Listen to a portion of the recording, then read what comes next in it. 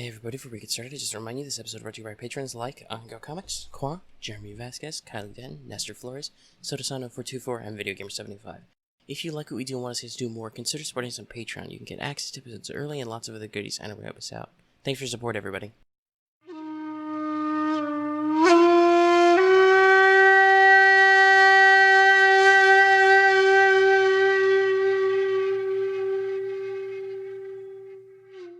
Hello everyone, welcome back to the channel and to Enter the Dojo, our regular video series about L5R schools and stuff. Here it is. Still doing 2 a month, technically. Sorry, I had a busy month. Lots of stuff going on. Lots of other videos on our channel you should check out. But I am doing what I said I'd do, and we're doing a little spooky theme. So we're actually going to branch out and talk about a minor clan school and some other stuff today. The Toritaka Phantom Hunter. So I figured we'd go for a little bit of a slight minimalist look for, your spookums. And we'll be talking about lots of different things here. We'll do our usual style and break down some stuff. And talk about some more things at the end. So, as is usual, I want to use this intro zone. We've jumped right in to talk about a couple of, not necessarily mechanical topics, but sometimes mechanical topics.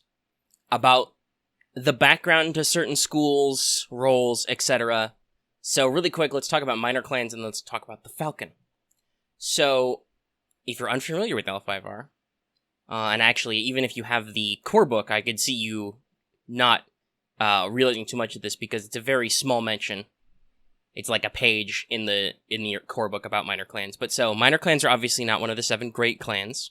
Duh. Which means they are not directly descended from one of the kami, usually. Though quite a few minor clans are offshoots of great clans. But basically, minor clans are typically founded by some kind of imperial appointment. The emperor acknowledges that this guy is cool and good enough on his own to be his own clan. It's not a great clan, but it's a small one. The actual impetus for the minor clans is that after the Kirin left, the Lion were huge assholes to the family that stayed behind and took over their land. So the emperor was like, okay, these guys are now the Kitsune family of the Fox Minor Clan. They get to move to this forest. And via my imperial edict, no great clan is allowed to fuck with them. Boom. Dunzo. And they were the first minor clan. And obviously, like I said, they were followers of Shinjo. Not necessarily directly related to her, but they broke off and formed their own clan. So, mechanically, you'll see this later. Typical minor clan samurai are usually in the, 20 to 29-ish range on the status meter. Though, obviously, daimyos and senior appointments in a minor clan can still be higher ranked than your average great clan samurai. Like, if you're just Jimmy Samurai, you don't get to mouth off to a minor clan daimyo. That's not how that works. But if you put a minor clan daimyo in the same room with, a minor clan champion, in the same room with, a great clan champion, they should be a little respectful. Just because, by imperial edict, they can't exterminate your clan doesn't mean that they're not still cooler than you, technically. But, so there's that. Which, mechanically, that can cause some problems. You want to keep an eye out for that, because status is very important, and there are a lot of rules that are, higher status, lower status, etc. It's kind of the reverse of the problem with the imperial families in Emerald Empire, where you have to be cautious about using them in mixed groups because, according to both the numbers on the sheet and the general setting fluff, those guys are more important and have more authority than you by default. Though there are a couple of ways to remedy this. But yeah, so keep that in mind when dealing with minor clans. There are a lot of minor clans. I think the old stats where there were 15-ish, several of which were deliberately unnamed. We'll see how far FFG goes in that. And I know FFG from Star Wars and stuff. There will definitely be, at some point in this game line, some kind of, and here's some guidelines for creating your own minor clan. Because that is a thing. Is if you are a really good samurai who does something cool, possibly of imperial importance, the emperor might reward you by saying, okay, you get to be your own family and minor clan now. Here's some lands. Here's a job. And I have some observations about minor clan foundings, but we don't really need to get into that. Basically, what you need to know is minor clans, smaller than greater clans, and they have imperial protection so they don't get steamrolled. Generally, they tend to be a little specialized. Something to do with why they were founded. And they just kind of exist in the ecosystem. They often have very interesting schools and lore because, like I said, they tend to be specialized. And I think some of the minor clans are real fan favorites. So much so that I know that to this day there are still some players who are mad about the minor clans that in the old lore became the Mantis Great Clan because they got a lot more Mantis-y over the years and a lot less their original identities. But different things, different strokes. Don't even know what had happened to that.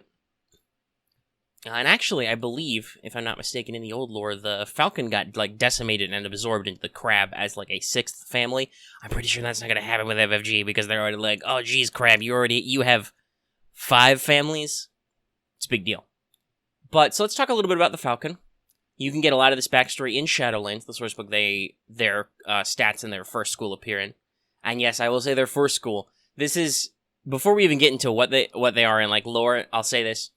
I know that there are some people disappointed that the Toritaka school that appears in Shadowlands is a Shugenja school because the thing the Falcon were famous for in the old lore was they had Bushi schools who could do a few tricks to interact with ghosts and goblins and stuff, but were still fundamentally sword-oriented, like they could work in clans. Well, first of all, that's not right. The fact that the Falcon Clan have Bushi is mentioned a couple of times in the text, and we know there are schools that exist just because they don't have stats yet. This is the classic Bayushi Bushi problem. Yes, the Bayushi definitely have a Bushi school. It exists. It's just not statted yet because it's also part Shinobi school and has a couple of ninjutsu tricks they didn't print until Courts of Stone. So yes, I don't know if or when they'll ever get to a Toritaka Bushi school, but it does exist because it's been mentioned. So, they have a tradition for those who don't have any kind of particular spiritual gifts. I just think that for Shadowlands as a sourcebook, and we'll see this later as we get into the school, as a curriculum, all the really fun stuff you can do with otherworldly creatures is, at the moment anyway, invocations. So, yeah, there could be a couple things they could do, but they would almost be side abilities at this point. Unless there was a lot of, like, new kata and rituals that let you interact with the supernatural as a normal. And also, I would argue, I've talked about this with the Kaito video, which you can check out, where I talk a lot about the monk tag, that the role tags are more about what you do. So, hey, guess what? If you're a ghost hunter, your tags will definitely be Shugenja or monk. You deal with supernatural and spiritual problems, okay?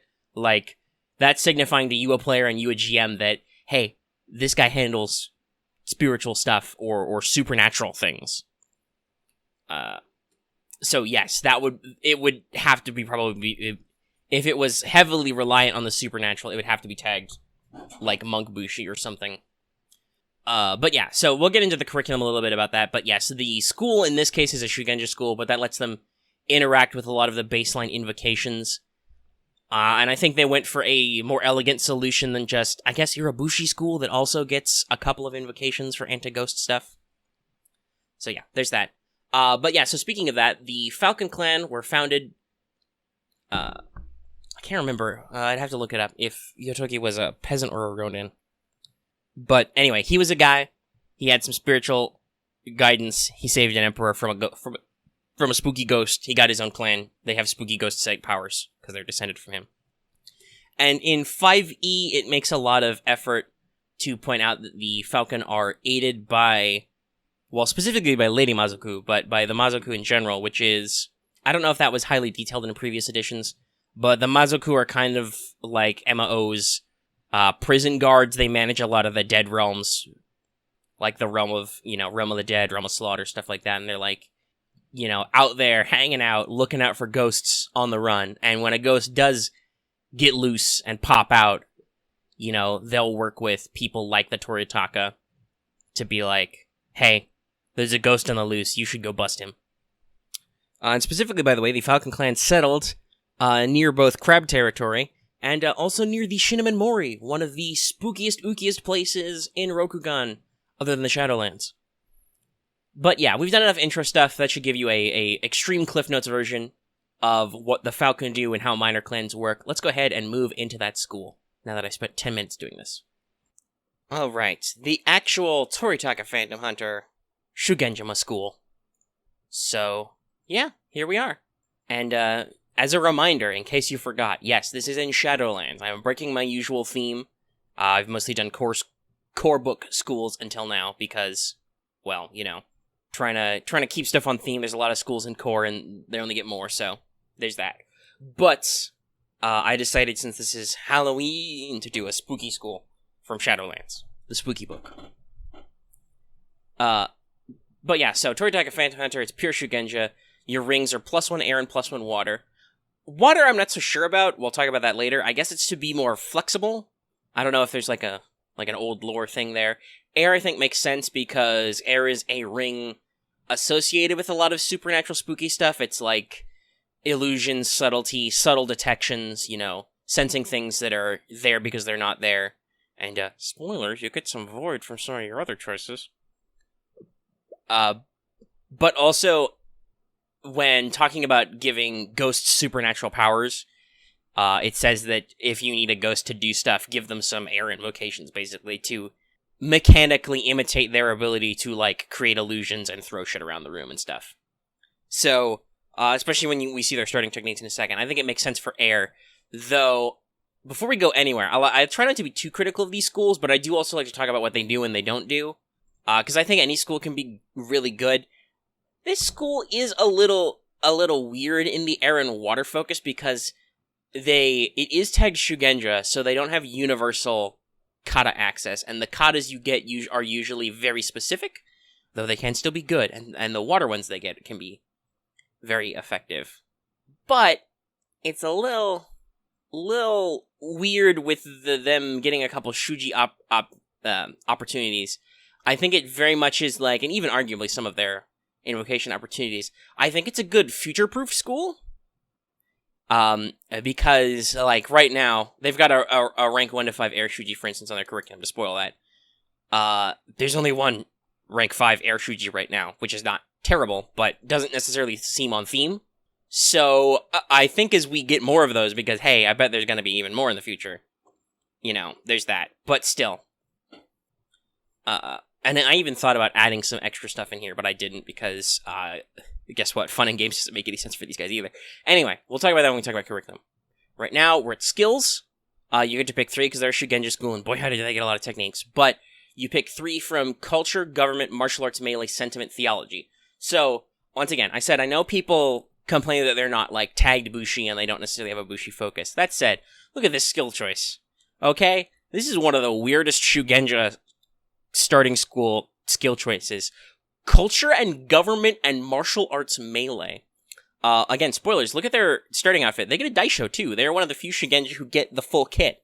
So, while they are definitely focused, right? The game hands them the tools to interact with supernatural stuff directly through invocations. And you get a lot of the fun ones. You're also perfectly equipped to just do Bushi things. I think it's a little weird that they did not also tag this school Bushi. Maybe it's because they want to emphasize that at least this school of the Falcon are not going out fighting wars and bodyguarding people and stuff. They're hunting ghosts.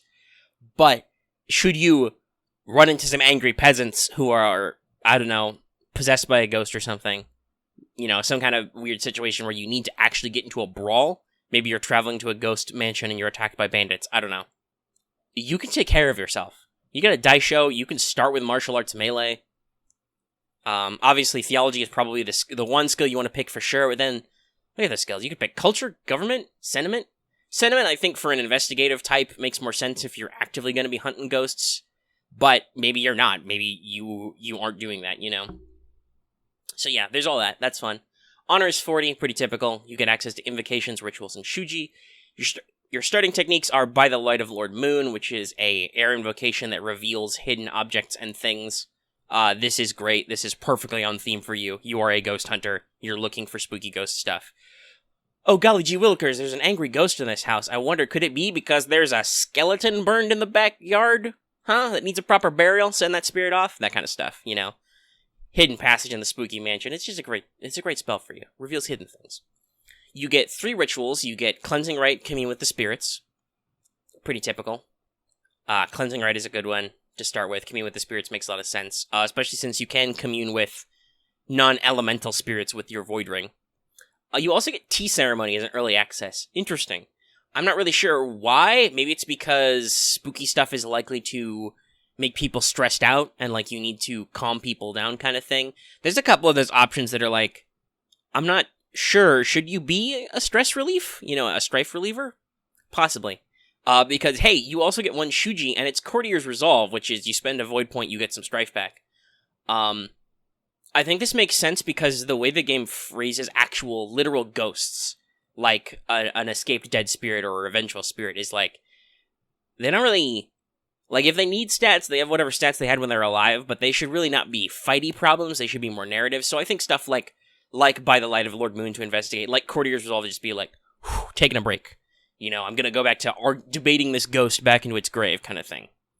So yeah, they've got a very diverse skill set between techniques, skills, etc. I like them a lot because of their flexibility, and that may be why they have water. They are an inherently flexible school, so you get the ring that is all about being flexible and adaptable. School ability, Eyes of Yotogi. Otherworldly beings, so that's anybody with enough taint, and most critters from other spirit realms. Treat your vigilance as being increased by your school rank, so your vigilance is always +1 versus them, possibly more depending on your school ranks. That's very handy. That makes it hard for ghosts and other spooks to surprise you or drop certain techniques on you, special abilities, etc. When you make a check to search for otherworldly beings, or make an initiative check in a conflict against them, if you succeed, add bonus successes equal to your school rank. So, when you're busting ghosts, or when you're hunting ghosts, you get bonus successes for your school rank. Great. Like I said, super focused on otherworldly beings. If there's no otherworldly shit in your campaign, you're useless. You are absolutely useless. But you're very effective in those cases. Really interesting. And like I said, so starting outfit, they have traveling clothes, sanctified robes, daisho, scroll satchel, traveling pack. A little slim, but you do get the full swords and stuff. So overall, yes, a very flexible, very adaptable school. Got a lot of interesting options. And like I said, I think this isn't the quote-unquote Bushi version because this is all about that otherworldly. So let's go ahead and talk about your techniques and curricula. Alright, so let's break down that school curriculum. As usual, don't look at the left side yet. That's technique recommendations for those, rank blah blah blah slots. We'll get there. But first, let's run down the ranks and kind of talk about how this shakes out. So, you'll notice already, you have a very interesting first rank in this school. You get scholar skills as a group, that's pretty typical. You get a lot of fun access in there. Your theology, of course, for invocations, but, some other skills that would be applicable. Many of which you have in your starting skill set, so it's good that it lets you branch out. You get courtesy, that's not that unusual, I think, for anybody. You're not a Kuni, so you understand social graces sometimes. But you get martial arts, melee, and survival. So, yeah, very interesting for a Shugenja school. To go down even further, one of your invocations that you can get, one of your techniques, is Bow of Water, which I can actually recommend because you're one of the few Shugenja schools I've seen so far that actually let you take advantage of that. You could actually create a weapon that you can use to do stuff. Martial arts melee, right there, and was also one of your starting ones. So that's pretty interesting. Really emphasizes, I think, the idea that you go out and deal with problems, right? You are a hunter of phantoms. You also get Threshold Barriers, your other technique, and rank 1 air invocations. Spoilers, Yari of Air is in what I recommend for one of those possible ones, because much like Bow of Water, you can actually utilize that. It's great. So in rank 2, you get access to martial skills as a group, another unusual thing for a Shugenja. But you also get culture, sentiment, theology, a lot of your big scholar skills again. You're going to see those reiterated a lot. Theology and sentiment, I think, are pretty big for you. So, not much to talk about the skill set. This is basically more of the same as the first, just in different organizations. You get rank 1 and 2. Water Shuji, we'll talk about. Now, you get because this is in Shadowlands, there's some new text in here. You do get early access to a new technique, Essence of Jade. So, Essence of Jade is normally rank 3, but you get access to the rank 2. And basically, as a support action, you can target a position, or you can spend an opportunity to target a person, but you purify an area, and a number of range bands, so you can remove the defiled quality for a period.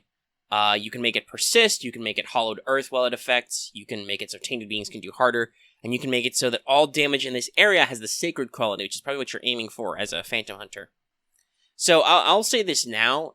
This is actually very interesting stuff because directly, the school doesn't necessarily get a lot of other tools that would be good for otherworldly creatures, right? You don't necessarily get access to, well, you can see it's not on the list. Like, Jade Strike just doesn't pop out at you. Because Earth isn't necessarily your focus. But you could take it if you needed it. And specifically, where is Jade Strike? Yeah, okay, so that affects otherworldly. I think it's interesting that while you can if you have to, and like I said, I think that's why this is a Shugenja school, is so that should you need to, you have free access to invocations to be like, yo, I need to load up on some Jade Strike, and, some Symbol of Jade and stuff. Tetsubo of Earth, make that bitch sacred. But you get a lot of decent tricks, well, one, to defend yourself physically, but also you get a handful of like, social tricks and abilities to influence things where you could also talk to spirits. I think this really emphasizes the point made in Core that, like, a ghost is not necessarily... You can punch ghosts. You can totally bust ghosts, as I like to phrase. I think there are better ghost-busting schools, like, outright. But also, you don't have to solve every supernatural problem with violence. These guys totally can. And it would be on point for them. And I've said this before, once you get past rank 1, heck, even in rank 1, you've got a decent gap of EXP. You can really afford to spread it around and get a few things on your curriculum. But I think these guys are decent at talking to ghosts and people possibly related to ghosts, right? Like, you can play this as an investigatory school. And someday we'll have to talk about my beloved Kitsuki.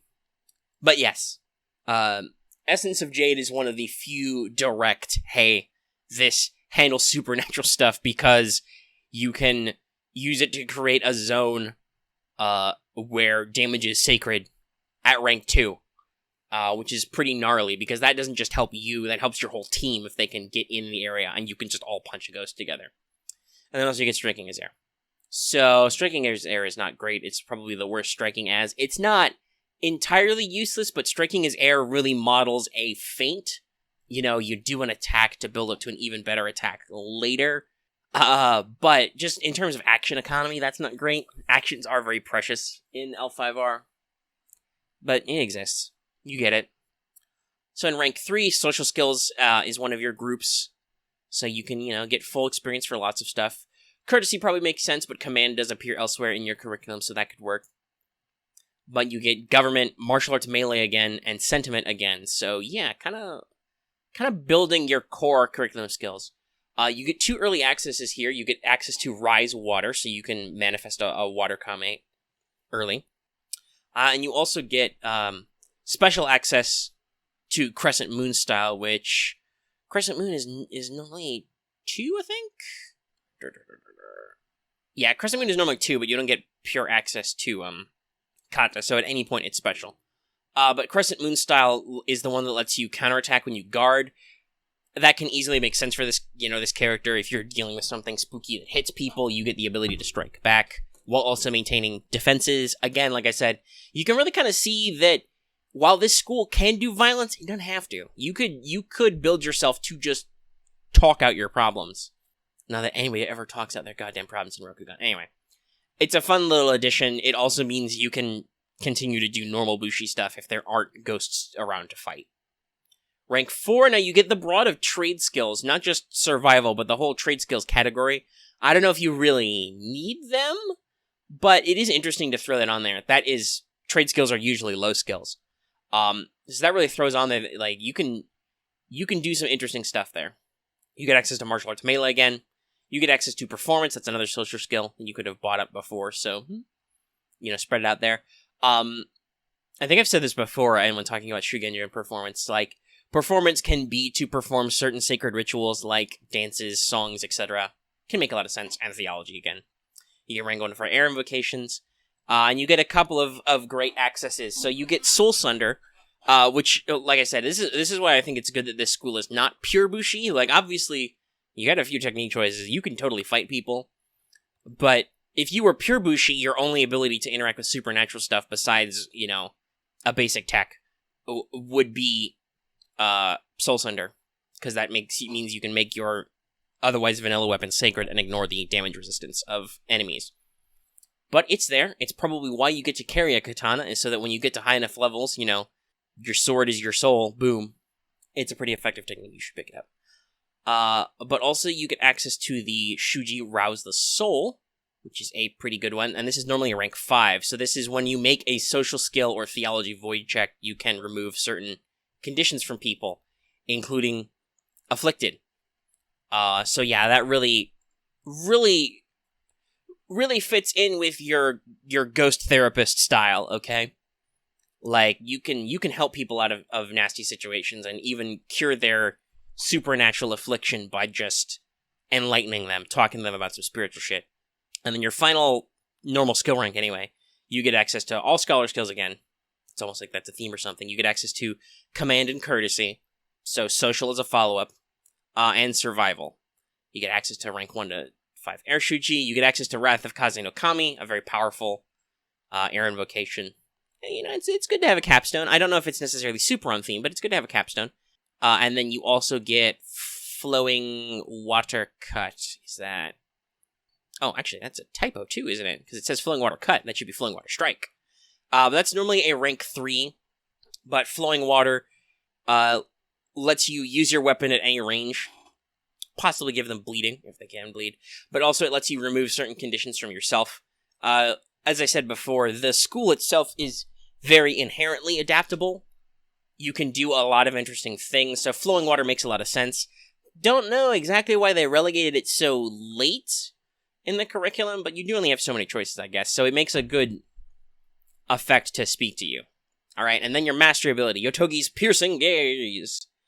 You can perceive beings that are normally invisible to human sight, such as spirits and characters concealed by supernatural abilities. So, yes, you just see through illusions. Your eyes see unclouded. When you deal damage to an otherworldly being, you ignore an amount of its resistance up to your ranks in meditation. Which means you don't necessarily always need sacred. Though it still helps, because a ghost has, physical resistance 10. But not supernatural resistance. So yeah, that's your core skill set. Like I said, you can see from your curriculum. There are a couple different ways you could go this, yes. I don't necessarily know they explored it out there, but yeah, there's a couple different directions I think you could take this in. You could be a Bushi who also hunts ghosts, basically. You can be a Bushi who can talk to spirits and stuff, right? Like, you can totally focus on martial skills, courtesy, government, command, that kind of stuff, and focus on what katas you get, the invocations that give you weapons and aid you in a combat. Even as we get into technique recommendations, focus on the Shuji that can help you in combats. You can be ghost therapist, you can be all social, focus hard on the social skills, use theology to speak to people, to enlighten the people, that kind of thing. Really get out there. Or you could go full Ghostbuster and be like, yeah, I'm gonna buy out of curriculum to buy, Jade Strike, Essence of Jade, Essence of Jade is on stream. Symbol of Jade, Tomb of Jade, stuff like that, all the Jade stuff.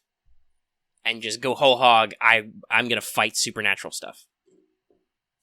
And you can mix and match these too, because a lot of them are in your curriculum, as needed. It really just depends on how much XP you have to spend and what the direction of your campaign goes for. So there's technique recommendations, rank 1 air invocations, Blessed Wind is good. That's the one that lets you, create a little storm, get a little wind. You can, make obscuring terrain. Makes sense for you, I think. Helps you out in combat. Nature's Touch normally allows you to speak to animals, but at higher levels, if you can get a couple of opportunity on it, and heck, you don't even have to be at higher levels, you just have to have the ability to keep 3 dice, which, here's one of your starting one. You can probably have an air ring 3. If you can keep 2 opportunity, you can communicate with otherworldly beings this way. So yes, that's a very core one to you. I threw Tempest of Air on here because that's your basic bitch offensive air invocation. It's the rank 1. You do it. You get to do supernatural damage and push targets, possibly. This can be useful for certain supernatural creatures because supernatural damage and also pushing and disorienting. And then, like I said before, Yari of Air, you can actually use it to do stuff. It's a whole thing. So, rank 1 to 2 Water Shuji. This is an interesting one. But I tried my best to think about what would make sense. So, all ingest is when you make certain skills with water, you can spend opportunity to regain honor that you had to forfeit to if you said something rude or basically played off as a joke. If you're playing, like I said, Ghost Therapist, I think this makes sense. I'm just everybody's friendly old Falcon, talking about some stuff. By the way, did you murder a prostitute? It was just a joke. Right? Like, it can help you kind of offset the fact that as dealing with some of this supernatural things and trying to solve these problems, you may have to ask awkward questions or phrase things awkwardly to investigate. So it's a good selection for you to just be like, play some stuff off. Shallow Waters is another good one. That's rank 1 also, but, like I said, you can shake it off. Because this means that when you make any social skill water check, you can learn material item or worldly experience they desire, or for 2 opportunities, learn their ninja. Again, as an investigator, this is a good one to have because it lets you eyeball characters and kind of figure out what they want. And there's no reason why this doesn't work on ghosts or other supernatural entities, right? If you can interact with them, there's no reason why you shouldn't be able to drop Shallow Waters on them.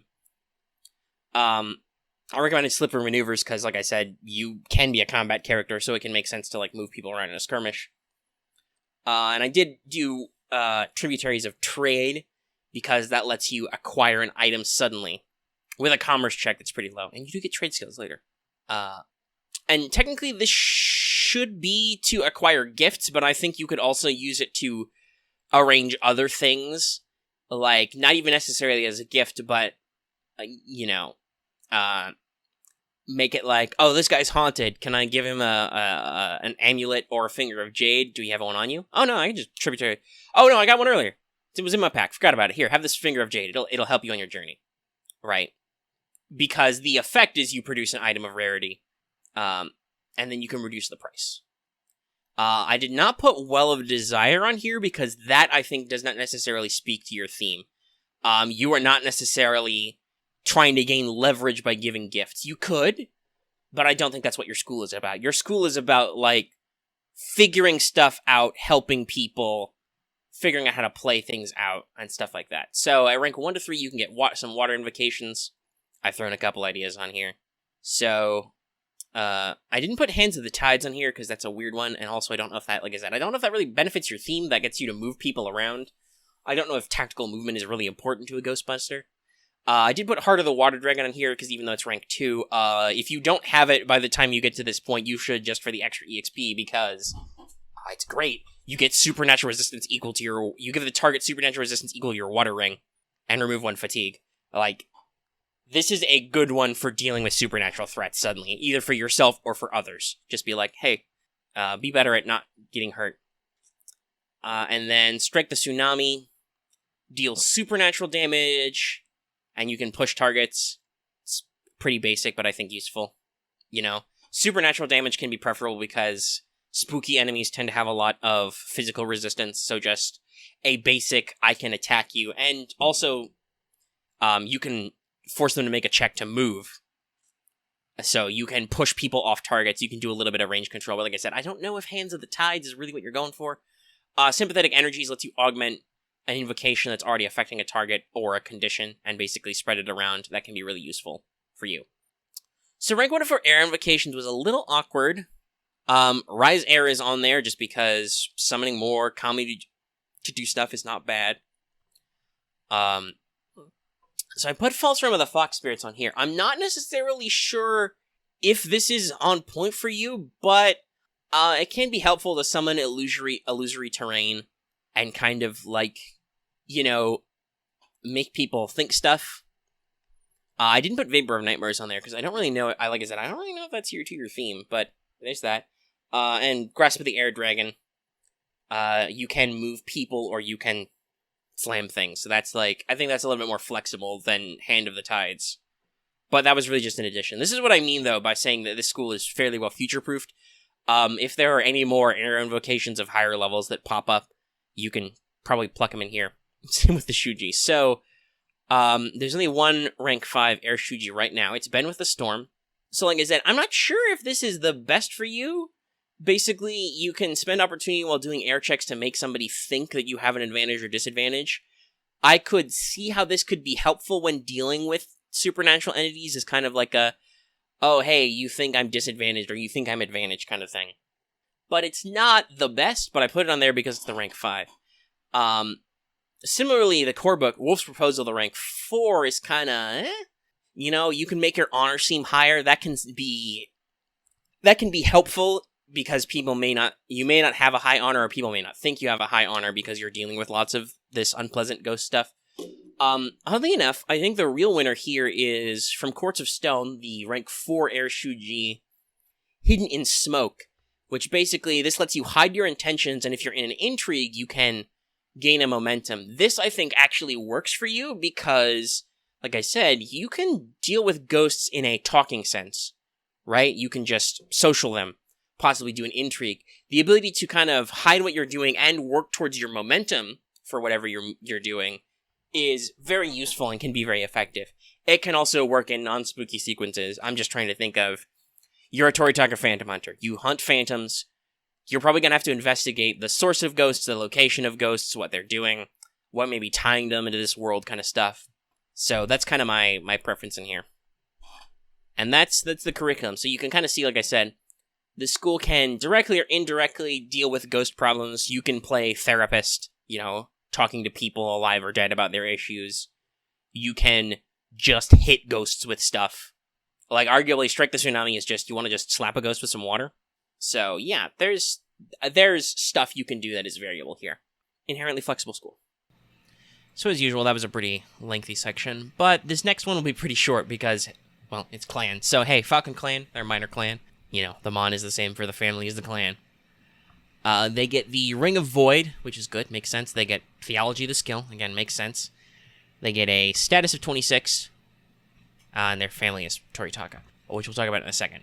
And honestly, I probably could combine these two slides, but I like to keep them separate just for the format. Keeps it easier in my head to handle everything. But so while again, obviously, anybody could be trained in the Phantom Hunter school, theoretically.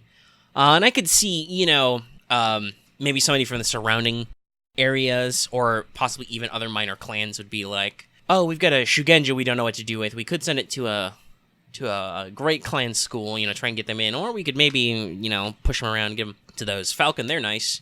But in general, if you're playing the Falcon Clan school you're probably playing a Falcon Clan member. So Void makes perfect sense, especially overall for the clan because of their supernatural sensitivity. But especially the Phantom Hunter can really use that as one of their backup rings. Your skill is Theology. You should be understanding a lot of the cosmological stuff in addition to, like, even if you end up, like, if their Bushi school gets printed anytime soon and you end up not necessarily throwing spells to get ghosts, you should still have Theology to be like, that's a ghost! Status, like I said, in the middle of the 20s. 26 is probably pretty decent for you. Decently above a Ronin, but not quite too great clan level. But if you had, like, an interesting heritage, or you started achieving, basic positions, you could be right up there with them. And so you only have the family Toritaka. There's not much else to talk about here. We'll move on. So minor clans typically only have one family. I can't think of any, well, definitely none that are printed yet, but I can't think of any that are really in lore that are like, we have two. And it would be like, we have two. Usually you'll get different disciplines that fall under the same family name. So, you got the Toritaka family. Your ring is earth or water. So, you can easily, with your school, go up to water 3. Or, earth makes sense too, grounded, foundation, stuff like that. Your skills are meditation and survival. Pretty typical stuff. Survival, really makes sense. And meditation is a skill. Well, you get martial skills a couple times in the curriculum, but meditation is a solid all-around skill for the family. And is relevant to the school. You need ranks in meditation for your mastery ability. Your glory is 35. That's a little low, but not the lowest. You are a minor clan family, You do have an interesting mission, but not necessarily something people are talking a lot about. But your starting wealth is pretty low, only 3 koku, which makes sense. You guys border the Crablands and Shinman Mori, so you're not exactly rolling in fertile fields. And I I'm sure the Falcon know better than, like, they probably do a little bit of logging, but they know better than to go, like, whole hog, because that would be bad.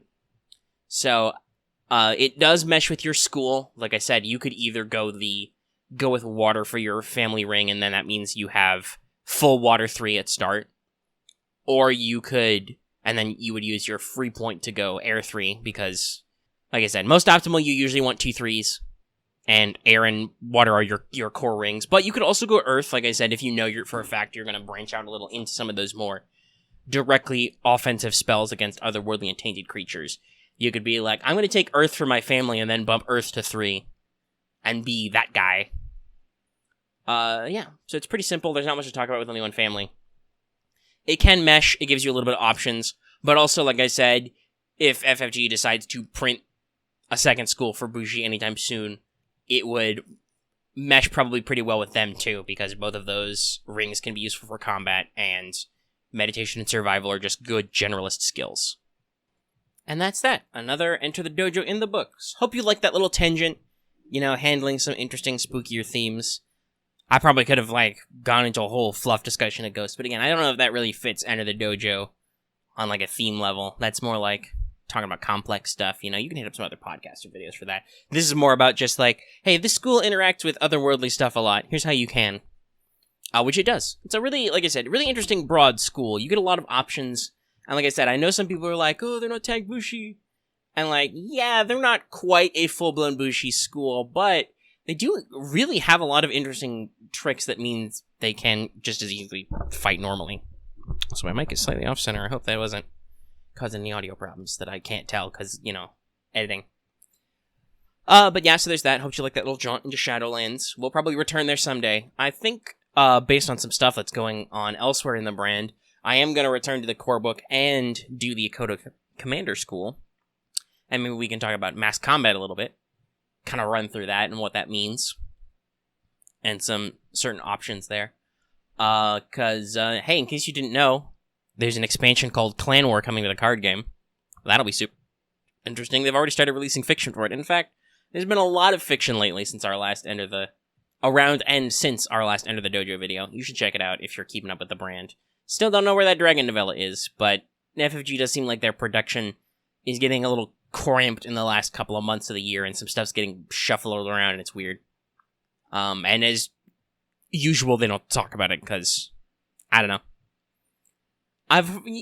It's good to keep people informed, but also if you really have nothing to add other than just the delivery guy stubbed his toe, and so, this country's not getting this material for another, month, but it's sitting in storage for others, but we want to try and coordinate a worldwide release because communities also get really weirded out and angry when we don't symmetrically release things, which I've seen in the past with FFG products.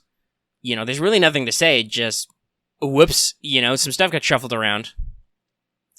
I don't know, I like transparency, but also I understand, especially with a lot of corporate stuff, there's a lot of complexities to international business. It's just you really are sometimes better off saying nothing because you can't do anything about it, and the audience certainly can't do anything about it, so there's no point in getting them agitated about stuff that they can't control.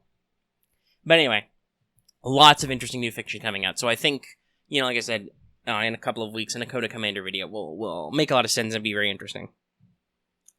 So we'll hit that up. I'm pretty sure Path of Waves is still supposed to come out this year. We'll see when those previews start rolling around. I expect probably a December, but I'm not sure. We'll see. And like I said, when that novella comes out, whenever that's supposed to happen too, I'll be there. In the meantime, check out those web fictions. They're great. Good stuff. And so, I'll be back to you with more Enter the Dojo and more L5R videos soon. Check out some other stuff on the channel. So hey, if you're watching this on YouTube, be sure to give it a like if you liked it. If you have any comments, leave them in the comment section down below, or join our Discord, that link is in the description. Make sure you subscribe to the channel so you always get our latest videos and follow all of their releases, and consider that bell for notifications so you know exactly when we post a new video. Also, like I said at the front of the show, you consider supporting us on Patreon.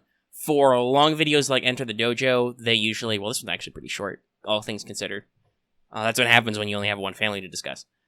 But for longer type videos like this that are more discussion, even though there are visual assets, I usually release a audio version, which is available to our patrons at, our $1 level and up. So you can download that and listen to your leisure time. You can get early access to videos or listen to us live while we record certain things. And yeah, it really helps us out, so consider that. Alright, I will see you guys in the next video, whatever form that takes. Check out some other stuff on our channel, like I said before. And,